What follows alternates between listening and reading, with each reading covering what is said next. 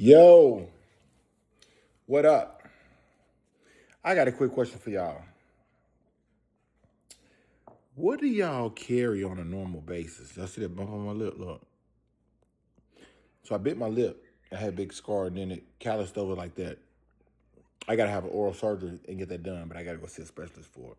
So if y'all see that big old bump on my lip, don't call it a hurt, right? It ain't. I promise it ain't. Okay? But what y'all be carrying? Like, what do y'all do when y'all just riding around the city, right? Because today I was at the physical therapy. It was like 8:08, like 45 in the morning, right? I'm sitting in the parking lot. I be waiting till the last minute to go in. And all I hear is, bah. Man, I seen some people just walk back behind the thing. I heard, law, law, law, law, law, law. So, of course, I'm ready, right? Um, but I was like, man, where they went, it was kind of dark because it was like in the woods. And I ain't had no flashlight on my joint, right? So, like, I ain't finna run back there and I ain't got nothing, but I did jump out the whip and like take a little peek, just to make sure everybody was okay because I knew it was two people that walked back there. At the end of the day, they were shorties. I ain't want, you know what I'm saying, a little kid to be back there needing some help and don't nobody help them, you know what I'm saying? So I realized that being from Chicago, is cool and all, right?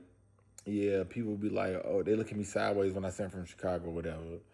You know what I'm saying? Spent some time in Gary, Indiana. You know what I'm saying? And them some crazy places.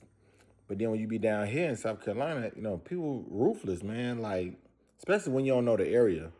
You know what I'm saying? You really never know if you're in the good part. You can always say you can see by the environment, but the other day they had a whole shootout in one of the most expensive neighborhoods out here. You know what I'm saying?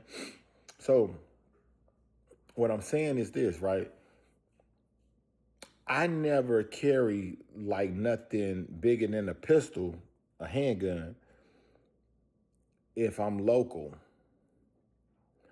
But today, as I'm sitting in the car after everything happened, I'm like, man, I should probably ride with that thing on me. Something a little bigger, some carry a little bit more rounds, something that can reach out a little bit more. You know what I'm saying? I'm a little handicapped right now, on crutches and stuff, you know what I'm saying? But I mean, that ain't nothing, you know what I'm saying? I still get active. But like I said, should I carry it? Now, my homeboy got about 5, 6, 300 blackouts. I shot it once.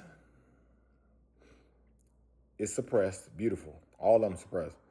They good, beautiful guns, but 300 blackout? I'm not rich. You need P. Diddy money to shoot a 300 blackout all the time.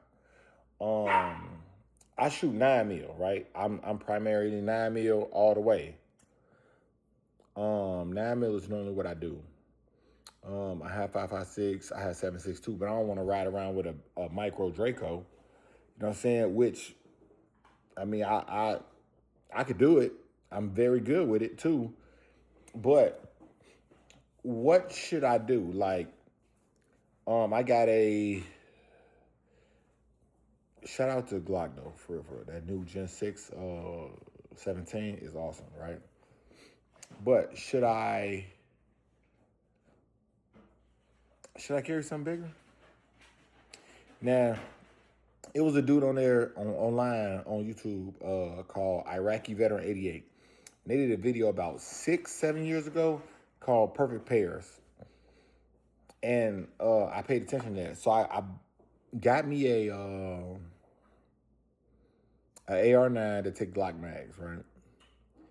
In the beginning, it was sketchy. It was from PSA. It was sketchy.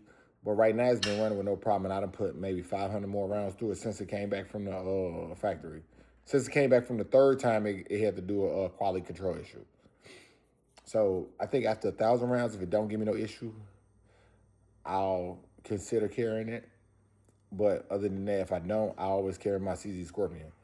That thing never gave me a problem. Flawless. But I wanted a 300 blackout, but it's too expensive to shoot. 9 mil is more my speed. But I'm going to tell you all about this 45 I got. This straw ball. Stryball, I think it's called.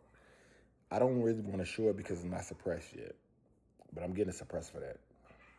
I'm gonna get a suppressor for my 9mm, my 45, and my 5.56. When y'all see them, y'all gonna be like, he did his thing. I just never really wanted to get that far into guns. You know what I'm saying? Well, it was suppressed, and I got to do them extra forms. But I'm gonna do it. I want y'all to let me know though. If you just riding around the city, like how do you do it? Like how do you gauge the danger that you're gonna be in? Like I got an EDC, of course. I always carry EDC, but like how do you gauge the danger you're gonna be in? How do you know like, hey, this is what I'm gonna carry? Is your EDC more than just one pistol? Don't get me wrong. I carry 2 handguns. Handguns, I understand that. I understand an AR-15 could be a pistol. I'm talking about I carry 2 handguns at all times. But should I carry something bigger than a handgun on an everyday basis, right? Should that be part of my everyday carry setup as far as my vehicle? Let me know that.